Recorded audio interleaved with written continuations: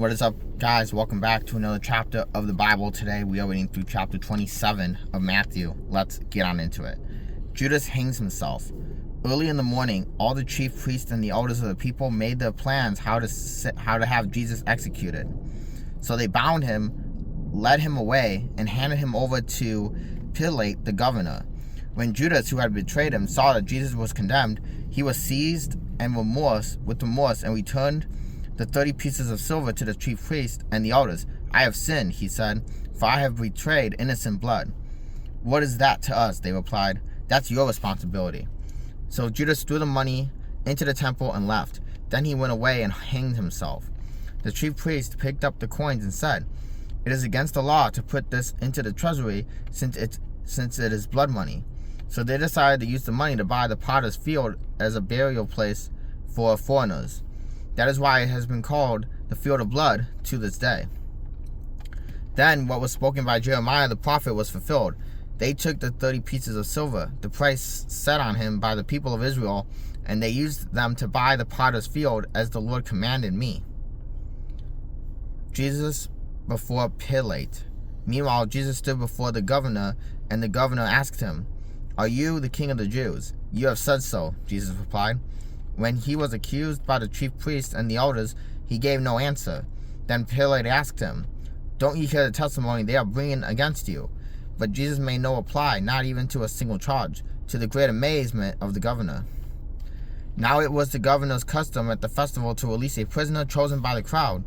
At that time, they had a well-known prisoner whose name was Jesus Barabbas.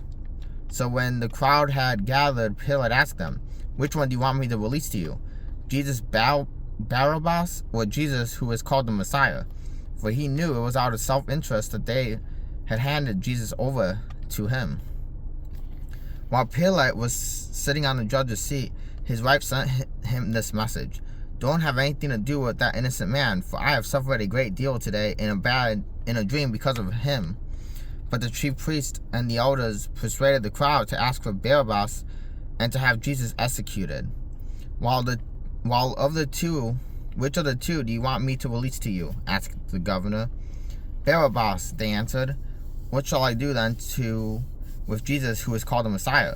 Pilate asked. They all answered, "Crucify him." "Why? What crime has he committed?" asked Pilate. But they shouted all the louder, "Crucify him." When Pilate saw that he was getting nowhere, but that instead an uproar was starting, he took water and washed his hands in front of the crowd. "I am innocent of this man's blood," he said. "It is your responsibility." All the people answered, "His blood is on us and our children." Then he released Barabbas to them, but he had Jesus flogged and handed him over to be crucified. The soldiers mocked Jesus. Then the governor's soldiers took Jesus into the praetorium and gathered the whole company of soldiers around him. They stripped him and put a scarlet robe on him, and then twisted together a crown of thorns and set it on his head. They put a staff in his right hand. Then they knelt in front of him and mocked him. "Hail, King of the Jews," they said. They spit on him and took the staff and struck him in the head again and again. After they had mocked him, they took off the robe and put his own clothes on him. Then they led him away to crucify him. The crucifixion of Jesus. As they were going out, they met a man from Cyrene named Simon, and they forced him to carry the cross. They came to a place called Golgotha, which means the place of the skull. There, they offered Jesus wine to drink mixed with gall, but after tasting it, he refused to drink it. When they had crucified him, they divided up his clothes by casting lots, and sitting down, they kept watch over him there. Above his head, they placed the written charge against him: "This is Jesus, the King of the Jews." 2 rebels were crucified with him, one on his right and one on his left. Those who passed by hurled insults at him, shaking their heads and saying, "You who are going to destroy the temple and build it in 3 days, save yourself. Come down from the cross, if you are the Son of God." In the same way, the chief priests, the teachers of the law, and the elders mocked him. "He saved others," they said, "but he can't save himself. he is the King of Israel. Let him come down now from the cross, and we will believe in him. He trusts in God.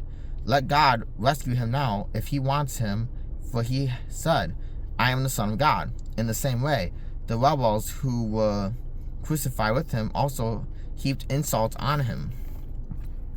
The death of Jesus. From noon until 3 in the afternoon, darkness came over all the land. About 3 in the afternoon, Jesus cried out in a loud voice, Eli, Eli, lema sabachthani, which means, my God, why have you forsaken me? When some of those standing there heard this, they said, he's calling Elijah. Immediately one of them ran out and got a sponge. He filled it with wine vinegar and put it on a staff and offered it to Jesus to drink. The rest said, now leave him alone. Let's see if Elijah comes to save him. And when Jesus had cried out again in a loud voice, he gave up his spirit.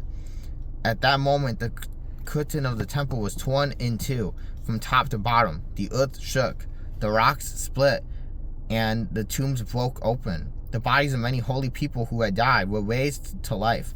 They came out of the tombs after Jesus resurrected and went into the holy city and appeared to many people. When the centurion and those with him who were guarding Jesus saw the earthquakes and all that had happened, they were terrified and exclaimed, surely he was the Son of God. Many women were there, watching from a distance. They had followed Jesus from Galilee to care for his needs.